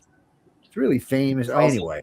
Yeah. And so they had a bunch of people that dance in different ways in that style, and we were watching. I was like, damn, this place is kicking. And this year they added in that club upstairs with the 2 bowling lanes and the weird ass dartboard I've never seen before. I played darts professionally for like half a decade. I've never seen a board like that. I was like, what is this thing, man? Plus, they charged you for that room back there. Oh. Yeah, I think Emily told them, hey, we got a lot of people. You don't want to charge us. We'll tell them go to another bar. How's that? She likes the wheeling deal. But no, I mean, it was weird seeing 2 bowling lanes in there. Though I was like, okay. Yeah. So couldn't just see in New Orleans, they wouldn't have that because it would get dangerous. Bowling balls would start flying around and stuff. For sure. They're not going there. New Orleans is a weird city, but for artists, and New Orleans is an artist city. Now, I'll tell you a little place that's an artiste community. It's called Fairhope, Alabama. Fairhope, Alabama. So this place is so artistic that on the weekends, they bring out the orchestra to play the sunset down. Oh, wow. So, and then from there, when you look down, there's a garden down there with, 400 varieties of roses going everywhere. The whole place in the summer just smells just like a giant rose festival. And then when you get into town, there's all these little art communities and little art shops and little bookstores. And the whole community pretty much are artists and illustrators and authors and stuff like that, musicians. So I know the lady got mad. Mister, are there any real people that live in this town? What do you mean by that? I said, okay, that came out wrong. I'm like, like other kind of people, like firemen, policemen, contractors. I said, is there anybody else? She's like, no, they come from Daphne up the road. I'm like, oh, so really, she was serious. I mean, so when you're there, so when you're in Fairhope, I mean, it is all about the artists. Whatever kind of artist you are, it's all about y'all. The whole town is set up for it. And what's nice about it, every corner has roses or flowers or bushes. They change them out seasonally, but all the pieces along the side all have flowers. All the corners have flowers. And then all the trees are lit up at night when you're driving through town. The place is beautiful. And you can tell it's not for normal people because normal people don't understand why it's like that. Plus, they got really good ice cream there, too. Oh, yeah. Can't forget that. And then, you get your ice cream. You drive down to the like I said, you can go watch the orchestra play the sunset down, or you can sit down in the park and watch the sunset. It's beautiful out there. And you can watch from above, from below, on the ground. It's just a great place just to hang out. And all the people are really, really friendly. People in Alabama are very friendly, but they're funny because they don't like to advertise. They don't want you to come to their state, actually. They'll be nice to you if you come because, they're Southerners, but they would rather you didn't come. They didn't tell anyone Southerners coming. They're like, why don't y'all stay in your own damn state? Because, Alabama's cool because they have mountains in the top, beautiful chalets, and beautiful golf vistas on the bottom. So the whole state's pretty, but they don't want anybody to know that. They want you to think there's some backwards redneck state that you shouldn't come to. They don't want to share all their beauty. They're funny about it, too. I mean, they are. They'll tell you. Well, we love you. And then they got this place called Florida Bama. Now, you want to see artwork? So a couple times a year, a bunch of artists come out there and they just sit out there and they're painting and drawing all day long. But the thing of it is, it's Florida Bama, so it's a state line of both places, and there's 4 bars right there. So there's no way you're getting through there without getting just no way. Everybody there is loaded out of their minds. It's ridiculous, is what it is. But you'll see. I was watching this one girl. It was a couple of years ago. She's painting. She is drunk, so she was doing pretty good. And then I don't know. One of her friends started talking to her, and she's still painting while she's looking. And I'm watching. And I'm thinking, "What are you painting, sweetie?" She's just going down the side, and she looks back. She's like, "Oh well, let's try something." It was kind of funny, but hey, you know what? They make money out there doing it. So they're going out and having fun for spring break and all, and for the weekends. And while they're doing it, they're making some money. And a lot of them people who hang out down there are stinking rich. They like to help people out. They like to, especially artists. I don't know what it is with artists, but they like to help artists out. I guess it's the starving artist thing. And especially if you look like one, they probably, I would never be able to pass that. I look too big. But who was it? I seen one of the artists I met one year. I said, "What do you weigh, like 80 pounds, girl?" I said, "Just go stand outside in front of the hotel for a little while. You make all kind of money." And then I said, "Wait, that didn't sound right. Wait a minute." I've been selling art. You got to watch these word things. But so just one thing too, just as a station identification, this is Writers of the Future release that's still happening right now. Both these two people below us, Karah and Mike, are publishing Writers of the Future Volume 42, which right now is on special from Amazon. They put it on special for 99 cents. So if you go to Amazon.com right now, you can download the ebook of Writers of the Future and get his story, as well as 11 other winter stories, plus the story from Orson Scott Card, Nina Creaky Hoffman, and there you go, that book there, and Owen Hubbard, all for 99 cents. It's an amazing deal. It's an amazing book. And Mike's got his art he's going to show off here for, there you go, with the green shirt that Karah figured out by learning the pantels. But 99 cents, I mean, that's just a crazy good deal in that stuff here. And so, you know, I don't know if you're like reading ebooks, or if you got some, whatever it is. I like, because I've got the podcast, I do a book a week. I love, because I have books that I read on here, because wherever I go, I'm able to read another chapter or something like that. But what's really good too is if there's a word in the book that what's that mean? I can highlight it and I can look it up right away, and just so I don't get hung up on a story. And then because I interview the authors, I'm able to then tag it and then write down the question. And when I do the podcast interview, I just go back, okay, so I have these questions from this book, and then I'm able to do that as well, which for me is just, it's an amazing tool. But 99 cents, so it's an amazing offer, and Amazon's offering. It's not something we asked for. They just said, here, we're going to do this to help support this new book, because it did really well in the first couple of weeks to help maintain that momentum. Okay, somebody said they're sending me volume 7. Good. Thank you. What, Christopher? What are you talking about? When did you get it? In 1991. Damn. Okay, well, that's cool. You got my volume address. 7.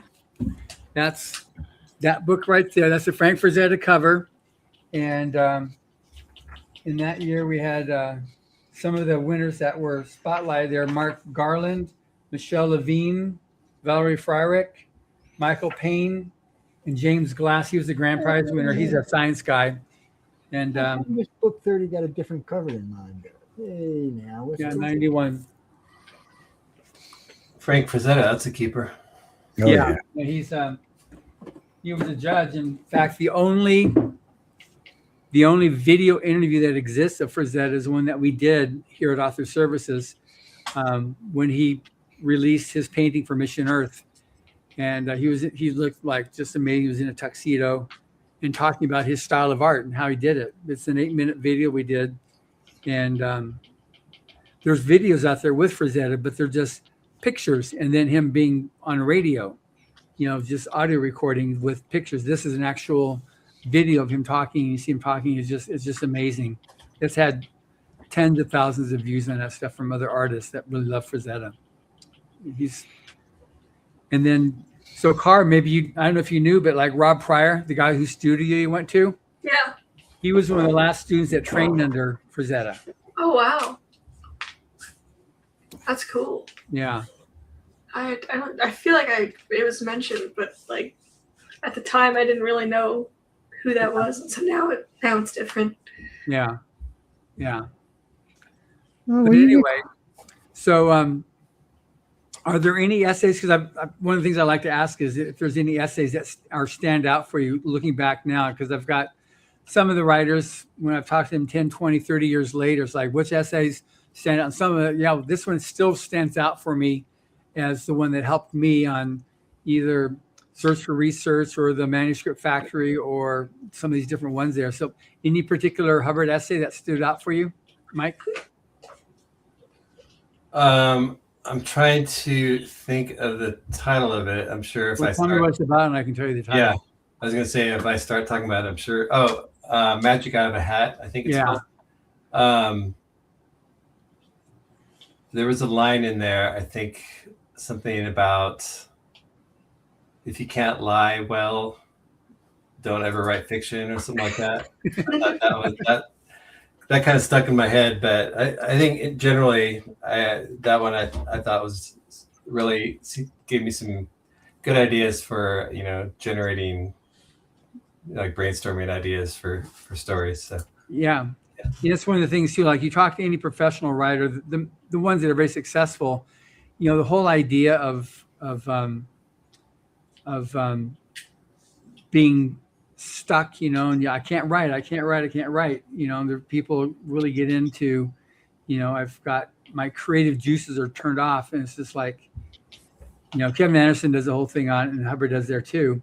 You know, that it's your job. You know, it's like it's your job. You don't make money if you're going to get into being, you know, I can't think, I can't create. It's like, what if you were in surgery and the surgeon went, oh my gosh, I've got brain freeze. I can't, you know, I don't know how to fix the heart. You know, it's escaping me right now. Let me come back again tomorrow.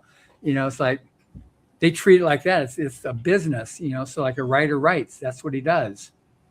Yeah, I mean, it's a real feeling. This feeling of being blocked, but yeah, it's a feeling, and you know, you can override your feelings if you set your mind to it. And I've felt that myself in the last couple of weeks. You know, after that crazy busy full week in Hollywood, and came back and just staring at the screen and having trouble. But it really is true that if you just start writing, it'll come to you. It's kind of like sitting in your car trying to start it, won't start.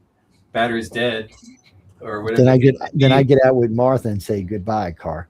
But you know, you just push it down a hill and jumpstart it. You know, you just sit there and keep trying to turn it over, and nothing's going to happen. But if you get it moving, then you can jumpstart it. Same writing. Yeah. Chris, you can buy me every book on that list, man. Yes, you can. I don't know why so Chris found every book Writer of the Future has from book 41, from book 1 all the way to book 42. That's great. So Chris, I noticed like some of them are $3, some are $8. 31 is $47. Well, what is coming with this book, man? I know how much a damn thing costs new. I got one on the floor right there. And then there's other ones are $30. Yeah, so you better watch it. But people, get your book now. Some of them are hard to get, and some of them have very famous authors in there right now. So because they're out of print, they become more valuable. Well, I noticed some of the newer ones. What did I do with it? Were definitely like, here we go. Book 28 is $40. Book 29 is $30. That's why people should buy extra copies of 42. So that's what I'm saying. Book 31 is $50. Yeah, so reach out to Mike Strickland. He'll sell you some. Who the hell was in book 31 that it's $50? I got that book right there. I can see it from here. Let me see who was in here. Orson's, David Orson's, cool. Kevin's there. I know Karen, Larry, Niven's there. I know all these people. I don't know. And then here you go. Poor book 32 is only $8.90. But here's book 33, which is a good one. I've read it. $50. But here's 34. Some of these things have a bunch of signatures. It fluctuates. But that's really good. The guy that you said he's got Aubrey book, take a picture of it and send it to me. I'd love to share it on social media. Well, no, this is an Amazon site he sent me. He said that has all 42 books on it. Yeah, he said go pick out what you want. Oh, okay. And so he's gifting it to you. Yeah, so book 42 is on here at 22. Now you can get 41 for I think this is used, but you can get it for $10. But I bet you that was used. Yeah, it is used. Well, Johnny, anytime you see a book that's less than 5 years old and it's under its original value, it's used. Because new books still hold their price. Yeah. Yeah, well, some of them do better now. You just heard me. Book, when we talk. Well, you can get book 39 new over here where I'm at right now for $33, or you can get it used for $15.99. Yeah. I mean, those volumes are all full of excellent fiction, but 42 is definitely the best. Yeah, 42 is in your humble, both of your humble opinion. Yeah. Right. You should always buy the latest book first anyway. Especially when you have winners from both sides of the contest there on the show with you. Yeah. It's but yeah, they got them all there, and they all got different prices. You'll see one every once in a while, like book 36. See what your buying options are. Meaning you might not be able to get the paperback. You probably have to get a Kindle or something. But everything else is there. I was surprised because I've looked a few times and I could only find about 25 books, maybe 26. And anything that's $3 is probably not something you're going to want to add to your collection unless it's like a book number 1 or something. Yeah, and then also on the Kindle edition, it's different than trade paperback because we also, under each bio, we have another sentence, which is the website for the winners. So you can also go to the website and look for more about them. So that's one of the things that we're able to do in the ebook that we can't do in the print paperback. Yeah, because it takes about, well, that doesn't help anyway in paperback because you can't click it and go. Well, no, Dan, what are you talking about, Jimmy? You got digital books. What do you mean? Yeah. Digital books? Yeah. Never heard of a digital book. And what planet are you from? I mean, really, dude, what planet are you from? Digital books been around 2 decades or, well, 15 years for sure. Yeah. It's, and that was the thing, too, that we had as a problem was when we first started and the contracts we had for the first Rise to Future books, digital books, audiobooks didn't exist. So all we had was the contract to be able to do the print edition with these winners. And then when it came to into the 20s, when we wanted to come out with them as an ebook or an audiobook, we couldn't do that because we didn't have rights for them. And it gets to be such a pain to be able to do that because some of them, the winners are dead, the judges are dead, the authors if we had somebody else write articles for us, we had to go through estates. And so we just like, those really, if you can get them, that's great. Maybe one of these days we'll do a project to go and scan them all and reprint them as a trade paperback, which is the only rights we have. Mass market or trade paperback is the only rights that we've got to do with these things. And remember, people, you can convert any book into digital if you want to. Just be sure you pick somebody with a good voice, not Microsoft Sam or Samantha, because that will make you jump off a bridge somewhere. I'm serious. There's lots of things. In the old days, you had to do it the old school. You had to take the book and put it on a thing and then scan it physically. You don't have to do that anymore. There are other ways to upload a book now. So, well, you might still have to. Chris, on a book that old, you're going to probably have to scan it manually. Yeah. Yeah, you have to scan it. Yeah. So, I mean, well, no, as long as you got a scanner, it's not a big deal. And you don't mind sitting there flipping pages until it's scanned. Sometimes you can find them pre-scanned online, but there's a lot of books out there, and not everybody takes the time to do it. No, that's different. That's a whole different thing. Yeah, we just don't have rights for an ebook. So if you find these things as ebooks, then they're violating copyright. So we can only do print. They bootleggers. So now that's where you see the contracts now are so vague and nebulous because we don't know, like in 5 years, 10 years, there might be some whole new technology that comes out that we won't be able to do because it's not an audiobook or an ebook or a print book, but there might be some new type of technology that we now put in there. So it makes it so that a new technology coming out can actually be still published. Well, Jack, think about it. It'll turn the story into a movie that you can watch automatically. Yeah. Oh, yeah. Well, AI will do that for you now. Just give it to it. AI will do it for you. They don't mind. You can actually take your story right now, if it's a good AI, and give it to the AI, and the AI will turn it into a movie for you. Now, like a VR book. So now, sometimes it does a good job, sometimes it does a horrible job, sometimes it does something in between. Don't ask it to write a story because it can never figure out the middle part of a story. You can find the beginning and the end, but never can figure out the middle of a story. But if you give it a story, that's different. You'll be surprised what it can actually come up with these days. And it's, a lot of actors are starting to get nervous now because there's so much of the actors' motions that have been recorded over the years with those little green balls that they're needing them less and less and less and less. All they really need these days is good storyboard editors and good writers. And actors may fastly become a thing. Maybe become like the dodo bird, man, extinct. And then Jimmy, Japan's got new robot actors. They look just like humans, but they're robots. That's crazy. Just I don't even know what to think about that one. Oh no, so Japan said within 10 years they'll have the boyfriend girlfriend bot. Yeah, I don't know what that means. You'll have to ask them. Elon Musk is building robots by the millions, but he's doing them for different reasons. He needs to be able to send people to Mars to colonize, and he'd rather send robots in the beginning. Yes, keep the people alive that way. Yeah, you send them to the moon, you send them up there. But as the author's Quill, you're talking about creativity and supporting writers and artists that they can. And Elon is a big supporter of. I know he is. I mean, that's his whole inspiration with science fiction.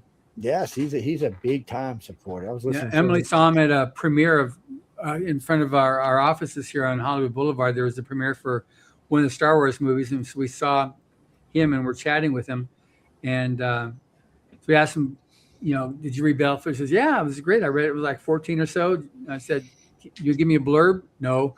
No, he's but he's hard to even talk to him, man. He's yeah. I can't get through as a blonde bombshell, so I don't know. I can talk to her, but I can't seem to get through her. I said, come on. I said, I will guarantee him 10 million listeners. You don't have to sell a damn station. She starts laughing. She said, just 15 minutes. She said, well, you know what? He's just busy. And then I had talked to him about it. It looked like we were going to get 15 minutes. And then he decided to get into politics. And after that, there wasn't a shot in hell we was getting. He's just way too busy. But I've been watching him in the Mars series. I think the Mars was made back in 2009 or 2013 or something. It's a weird series. It's half science and real scientists and people like Elon, and the other half is actors going to Mars and living on Mars and being part of Mars. It's a very interesting series. It's just something they're doing, or they did, to show humans what it would be like to live on Mars. Because everybody thinks it's going to be easy in the beginning, which it's not. You see lots of potatoes. As an artist, you should like the idea of Mars. Have you seen the skies on Mars at night? Oh yeah, they're gorgeous. Oh my God, they make our skies look like nothing. First time I seen one, I'm like, that's gotta be fake. And my friend says, I don't think it's fake. I said, man, come on, that's gotta be fake. I mean, we're seeing the same universe they are. Yeah, obviously we are not. I've been watching a lot of their latest releases they have. I can't remember what the telescope is called, but their new telescope they have is getting photos of planets at a rate that we've never had before. So what we were seeing was about that small, and now we're seeing about that much. And they're getting them so quickly that they're creating an online archive that anybody could look at and see any photo as soon as it's released. Like, they're not hiding the photos. And so you could discover your own planet, technically, find a planet no one's ever seen. And I think they have a submission form to name them, but I can't remember if that was just someone in the comments saying something or not. But I do know it's really cool, and you can see something literally no one's ever seen before. Yeah, it's like, you just imagine someplace else from another planet where you got somebody over there like, oh yeah, they've got this blue Goldilocks planet here next to this small sun there in the rim of the galaxy. We're going to call that Fred minus. So, no, this is Earth. No, it's Fred minus. Oh yeah. Well, think about after the first two rovers went to Mars and all those pictures came back. Do you realize there was 71 Martian movies made in 3 years? Because of those pictures, people were just Marsing out, and some of them were good movies, and some of them, well, let's just be honest, some of them were garbage. And some of them were fun, like John Carter, on Mars. But I watched that last week, actually. Which one did you watch? There's the one. What's his name? I can't think of the actor's name. There's two different ones that came out in within 3 or 4 years of each other. One's is a little goofy, a little funner than the other one, where he's jumping all around on Mars, and that's the one I watched. Yeah. He's a goofus, but he is funny. It's a fun movie to watch. Somebody asked me when they should I take it serious. I said no, but it's fun to watch. Well, we had at our gala. I don't know if any of you guys met him, Robert Hogg. He's running the mission at JPL of the rover on Mars. He's the one he's running it. So he's the one that he's the mission control. So he came to the gala. He's been a friend for a long time, but he's running the rover project there and the helicopter and that whole thing there. But see, this is when science, art, and the authors come in to change the world. Between the three, it steadily and consistently changes our world. If I had $1 for every scientist I interviewed and said, "Oh, it's because I watched Star Trek," I could freaking retire 3 times over now. I mean, matter of fact, I was talking to the guy who came up with the new medical bed. It was about 10 years ago, and we're talking. He goes, I got the idea. I said, "Yeah, I know you got it from the tricorder bed in Star Trek." He said, "Yeah, because it was a damn good idea." He said, "Now the beds measure everything: how heavy you are, what your temperature is, how your breathing is, how your heart rate is." I'm like, Jesus. He said, "Yeah, well, the nurse don't have to do it anymore." I was like, "Well, this is the way the world's going." And I can't tell you how many articles I read about the invention of the laser, and because of Buck Rogers, I was like, "Really?" And when they say Buck Rogers to me, I'm thinking like 50s, 60s. No, they're talking 20s, 30s. Buck Rogers. Yeah, original Buck Rogers. You have to flash your brain back to there, but there's so many inventions came from this. It's just one of the great things about science and science fiction. 100%. Well, the authors make you see it, the artists make you visualize it, and the science make it into reality. You can't really ask for a better way of going about it. Let's be honest. It seems to work well. I don't think we need. It's one of those things that if it's not broke, don't fix it. Yeah. Just leave it alone. Let it work the way it's supposed to. What's that, Janine? You mean Writers of the Future? So, Writers of the Future. We always say Writers of the Future. It's actually Writers and Illustrators of the Future. We kind of shortchange the illustrators a lot of times. Yeah. Because the book is called Writers of the Future, but the contest is Writers of the Future, Illustrators of the Future, or Writers and Illustrators of the Future. So poor illustrators get slapped around a little bit, but other than that, they're treated really well. Well, what we did to make up for that, our egregious omission was we put all the winning art now is at the very front of the book. So now you see in 4 colors. We didn't used to do that, so then we made it like that. And so this is the art, so people can see this front and center. It's just amazing. The thing is that there's all kinds of art. There's no like this is the one type of art that you're going to see. So it's everything all types of art. It's just just originality is a big thing that's being looked for, and so that's what we kind of did to make up for not so we didn't give the illustrators a second fiddle type of a positioning there. Yeah, I just kicked them damn illustrators, man. Get over there to the curve, man. Gotta go now, I guess. What's that, Janine? No. Anyway, get back to what I was saying. So no, you go to writersfuture.com. You can Illustrator, author, everything's right there that you need to know. Yeah, and every way to submit knowledge right there, and it is true.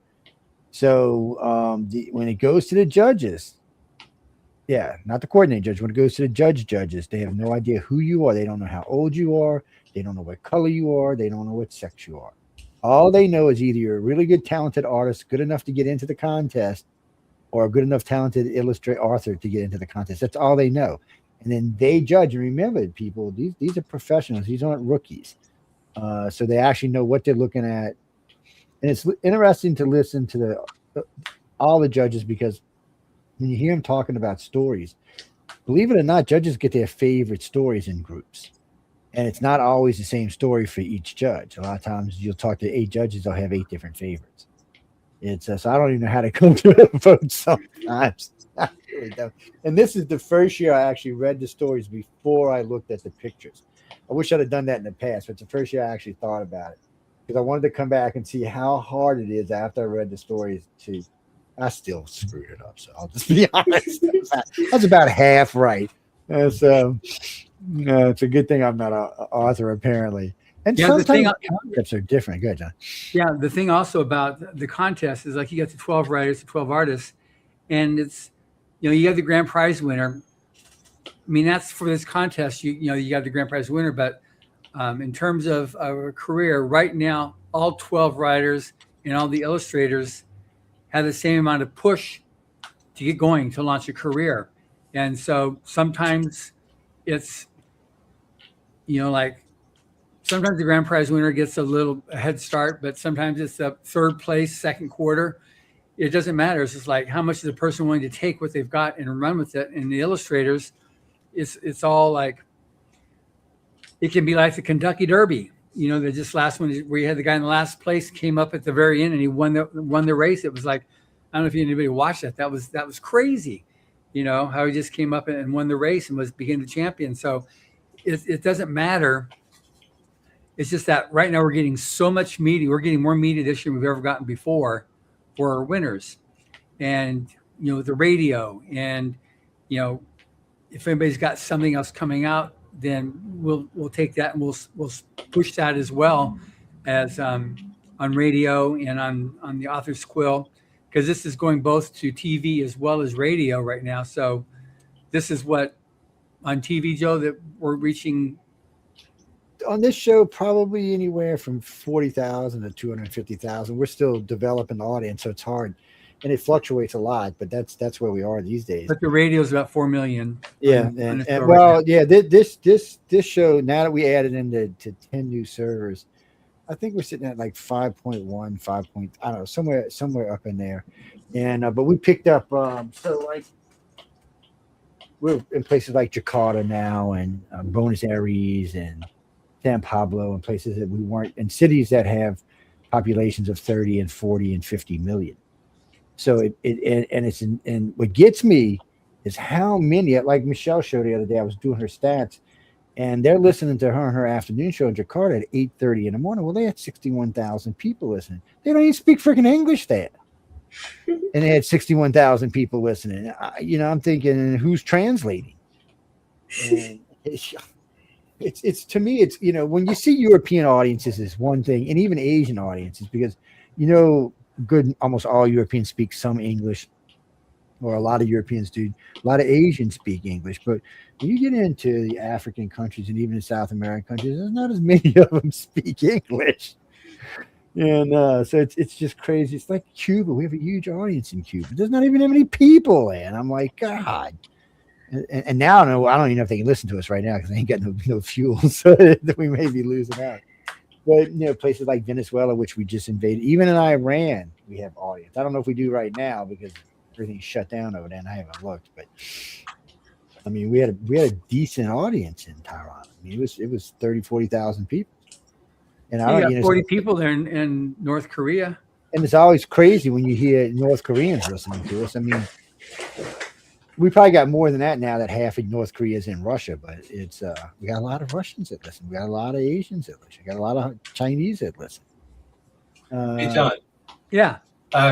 Question about the contest. So earlier on, Karah's mentioning how she's going to kind of target the writer's side of the contest, which is awesome, and happy to read anything you might want to send my way. But I would love that.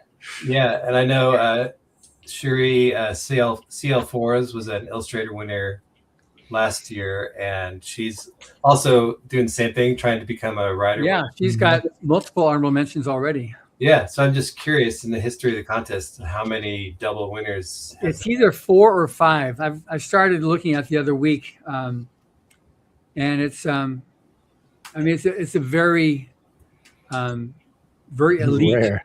Group, very rarefied group of that somebody can win both contests, so we had one girl that won both, and she's now does manuals for Lockheed because she can she can illustrate all the different parts of the rockets or whatever it is that she's doing and then write the manual as well. So she's applied it to that. She still wants to be able to, she still writes her stories, but mostly she's been able to apply it to that because she's had both. That's good money. Yeah, it's very good money. Schematics are good money. I mean, because you got to know your stuff and you got to be proportioned right when you do it. So are you an illustrator, Mike? Oh, no. I can do a little bit more than a stick figure, but not much more than that. Yeah. If you want to run anything by me, I got you. I won't waste your time. Oh yeah. See, you didn't see Karah, did you? Huh? When Chihuahua came in to check up, why she's got to wear a hat. But again, a reminder that the Rise of the Future Volume 42 is available as an ebook right now on Amazon.com for only 99 cents. It's an amazing deal because it's normally, I think, $10 for the book, for the ebook. So it's only 99 cents. And it's one of those things, because it's year 42, it's like the answer to life, the universe, and everything from Hitchhiker's Guide to the Galaxy. But they really are amazing stories. The reviews we've been getting in for this book are just stellar, and it's just been a real treat to see what other people think about. It's fine for me to say these really are the best of the best. But when you got Library Journal and other similar publications saying that this is the best of the best, then it's like, okay, that's pretty cool.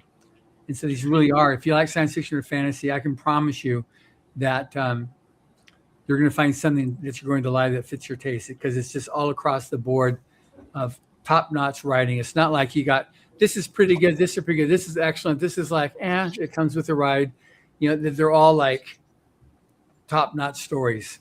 And that's one thing that makes our books unique. And definitely read it cover to cover, because they save some of the best stories for the last. So. In your humble opinion again. That young lady's problem right there. You're going to be wearing a hat, baby. So just, Oh, the dog. It's going to be when you get the hat on later. Just remember her. Is it going to fit her? She's a little bigger than the other one. Yeah, she isn't. But my black one's actually quite a bit smaller than this one. She's the big mama, and Lola's the little skinny thing. She's Princess Fiona with her servant Lola. Yeah, so she has a little servant named Lola that's about 4 pounds. She's about 10. She big mama. Say big girls need lovings too. Oh yeah, I know all that. Don't give me the face. We've got dogs like this well, you big. only have big dogs. Wow. Yeah. Yeah. Well, that's all I ever had when I was young was big ones, but now I just got little ones. Yeah, we got a Saint Bernard over down the street that I hang out with all the time. But our dog, we've got one that's about this big, one I actually can't really measure it, but she's a Border Collie lab mix, and then a Beagle. So we've got kind of just the whole. Yeah. The whole realm. Well, yeah. Saint Bernard, you come and you stick out the little casket under the collar. Yeah. Well, what do we got today here, Saint Bernard? Yeah, he's such a big baby. He sheds all over the place. Oh, they drool more than they shed. Those things, they like to drool. I have pictures of drool coming out of his mouth like that far, and he'll just come and lay down on your leg, and so now you just have a streak of drool that you need to wash out. But he's cute, so it's fine. You have pets, Mike? Just 2 cats. Oh, what colors? They're tabbies. They're brothers, litter mates. We love to travel. Travel's my main passion after writing, so it's easier to travel. Leave your cats behind for a few days than a dog. It is. Dogs are a pain in the ass to leave behind. Yeah. And that's if they don't destroy your house when you leave behind. Oh, you're gonna come see why you're gonna wear a hat later? Come here. I actually learned that our work used to keep cats around in the factory because the cats would hunt the mice. Yeah. Yeah. So I thought that was really cool, just being like, you go to work and there's a cat there. But they stopped because the cats kept making messes. So. But just think that those are all ex-mices. Exactly, yeah. We've got a cat and chickens. There we go. A hat will fit on that. That's Lola. That's Lola. That subservient Lola. Just a little bit. No licking. What? Oh, I know because I'm sparrow riding is what I am. She thinks she's a freaking cat anyway. She walks on the edges. She gets on the back of the couch. She just walks on the windowsills. I'm like, dog, you're not a cat. Our Beagle does that too. she just don't get it. She said, I'll go wherever I want. Oh, you good? Yeah, later you're gonna be wearing a hat. It's her fault. Remember that. Yeah, they can take some pictures of you. One of the pictures that she painted there that we saw earlier before you came on was a Chihuahua with a baseball cap. Yeah. Yeah. She's gonna be running loose with one there. I'm gonna put the Mercedes Benz one on her. I got a couple of caps laying around the house. It's a cool picture. Yeah, so the bill is over the tail, and so it just goes on backwards. And the funny part is my regular hat probably will go from her neck and cover her butt too. I mean, she's only this long. Yeah. Fiona, on the other hand, she's a big girl. But when we first got Fiona, when she's a little puppy, I said she looks an awful lot like one of them heifer cows, the milk cows, because of her colors. I was like, "You sure it's dark hair?" Like, yeah. Now I see she's a big old girl. She looks like she's got some beagle in her, but she's purebred. I'm like, That's what happens when you get an Alabama dog. The other one's from New Orleans East. Get closer. So how do we find you, Mike? What's your social pages and stuff like that? So my website is strick.land. It's just my last name with a period in there. It's actually on the screen there under my name. Pretty easy to remember. Yeah. And I got links from there to I'm on Instagram and a couple others. You can link off from there. So. It's always good to have a little social media so people can experience your work and know who you are and learn a little bit about your bad habits and stuff like that. And how come you got 5 wives and 15 children? I mean, they like to know that kind of stuff. It's and 31 grandchildren. People get like, wow, 31 grandchildren. That's crazy. And I am on Substack as well. I send out pretty regular updates there. Again, you can link to that from my website. But good. Anyone interested in that? www.strick.land. Yep. Cool. And then Karah, the Karah with no social media presence below there. So how do we find you? Just my Instagram so far. I'm working on finding more places to put my stuff, but at the moment I'm just building a public portfolio. So good. So on Instagram, how do we find you on Instagram? Let me check what my ad is. I don't actually have it known. It's just at Karah J. Richardson. Okay. Yes. And remember, guys and girls, Karah, it's in the not chat. Karah, it's Karah. Yeah, Karah. Okay, good. I get Karah all the time. It's kind of unconscious to nod along. Yeah. And it's Supergirl. What are you complaining about, man? What a deal. Look at that. Wow. You're welcome. Yeah. Buy now. Exactly. While they're still in stock. Yeah, I'm just cruising through Mike's site right quick before we get out of here. So when's your book signing there? What is that date there? You said go back up? I've been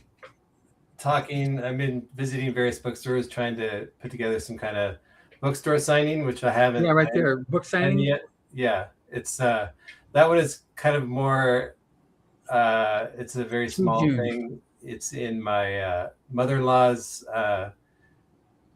community, like senior community. Yeah. There's some couple authors in that building, and so I just pitched the idea, well, why don't we just have a panel with those authors plus me? And so not like any kind of big major deal, but just kind of get my feet wet. And well, that's fine. You do that stuff there, but you can bring your books there and you might sell, 5-10 books, that's as good as any bookstore event. Yeah. The difference is you keep 100%. Yeah. While you're scrolling there, the next book below this one on screen, Into the Deep Dark Woods, that's anthology come out this summer. Kevin J. Anderson is one of the editors, and the cover art was done by Shuri CL4. So cool. And a connection to the contest there. Yeah, she just did that last master's class that Kevin teaches in Colorado. Yeah. Yeah, I actually seen the draft before this. She showed me, she had it in her book when I seen it this year.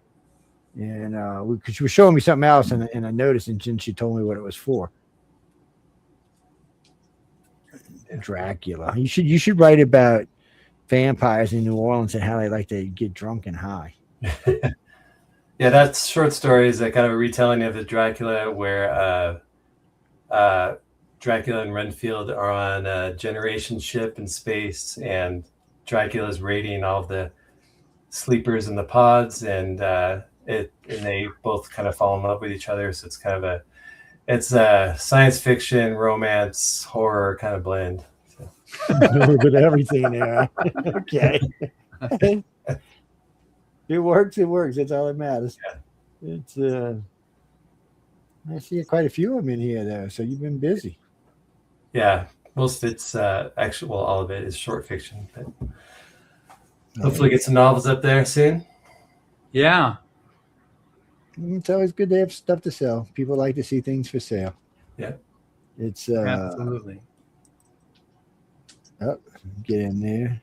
Oh, newsletter. People get a newsletter. Now, on the vampire thing, Anne Rice, she's got a lot of vampire books out. And one of the things she talks about is how the vampires like to bite people in the French Quarter in certain places so that they can suck the blood, so that the alcohol and drugs in their system they can share with the vampire. They don't kill anybody. They don't leave marks in obvious places you can see. But it's funny because when I interviewed the head vampire in New Orleans, just before the vampire ball, they drink real blood. They actually have their followers supply the blood, and they all. That's for real? Yeah, it's for real, and they've been around a long time. It's not even something new. I've been knowing about them for at least 30 years. I've heard about those for sure. And so there's a big club in New Orleans. There's actually more than one, but there's one big main one. And then there's a few other things, but they take their vampires serious in the French Quarter, in the city. People don't realize, but New Orleans has laws that nobody else has, like voodoo is legal. And the practice and use of voodoo is legal in the city of New Orleans. It's which I have no idea what that means. On the scary side, actually. And then they got a bunch of other laws. Media covers. Wait. Oh, media coverage. Sorry, my brain was fried there for a minute. Cruise. Yeah, it's got my files and photos just for any kind of media. Well, no, you got a nice, clean site. It's well put together. Start out functional, which is nice. I can't tell you how many websites I go on that are not functional. Yeah. That you're wishing you never clicked to go there in the first place. Let me find y'all back. All right, but I know we got to get out of here because I got another show to do. I'm still going to eat something. So I'm not going to call you Karah anymore because I'm going to have to call you Supergirl if I keep doing that. And, I mean, I don't mind. I have Supergirl somewhere in here. Oh, kind of think about that. I don't know many illustrators, female illustrators, that haven't done Supergirl or Wonder Woman. I don't know why they choose, but I was going to say, it seems like they choose one or the other. I've never really seen an illustrator do both. It's like girls identify with this one or with that. I guess it's like guys with superheroes too. They have their favorite. I never really had thought about it like that. I've never actually drawn either of them much, I don't think. But that's because mom must be your superhero then. What? I said then maybe mom's your superhero, or maybe grandmom's your superhero. And look, it's weird. I don't want to say it's weird, but it's strange because over the years I've met a lot of them, and some just prefer one over the other one, and then some don't draw them at all. Some just, like I said, your mom or grandmom's a superhero. That's who they're. I love both of them. I just never thought about it. I might do one of both, and then. Yeah, do both just so you can shut me up. That'll work. I say now I know somebody who did both of them. But I know we got to get out of here, guys and girls. So we got to go because I got to go eat, and then I got to go scream at some weirdo people on the chat next. Them people are weird. Oh, sweet. Thank you very much, Karah, and you as well, Mike. It was good seeing you both again. Good seeing you too. Yeah, thanks. And then, Mike, are we going to see you at Dragon Con? To be determined. I'm trying to figure all that out right now. So. Yeah. So Karah, we're going to see her in Salt Lake City. So we're going to be in Salt Lake City. We're going to be at San Diego Comic-Con next month, and then we're going to be in Salt Lake City FanX. So those are the three main places, and then we'll probably be also up in Toronto at the Comic-Con up there. Yeah, I may, if I'm able to do Dragon Con, I'll probably also try to do the Salt Lake City as well. Yeah, they're both really good shows. Yeah, that one I can drive to. So. Yeah. Great. Well, thank you both very much. It's been a real pleasure seeing you, and you got my opinion, Karah. So I really do appreciate it. I'll probably put more time on weekends towards that. Yeah, you got talent. You just need to keep on growing it. Thank you so much. Yeah. So live long and prosper, guys. But we got to go. Thanks everyone for tuning in to United Republic Radio and the Arthur's Quill. I hope everyone enjoyed the show. Of course, if you got any moans, groans, bitches, or complaints, you know who to write to. Michelle DeRoche. That's her job. She deals with all of that. And she loves when y'all write to her and tell her wonderful things like that. She really does. So please please feel free to write to her, because you already know what I'm going to say if you write to me, so don't waste your time. On that note, I will see y'all in the chat in about 45 minutes. Good afternoon, everybody. Do my own music.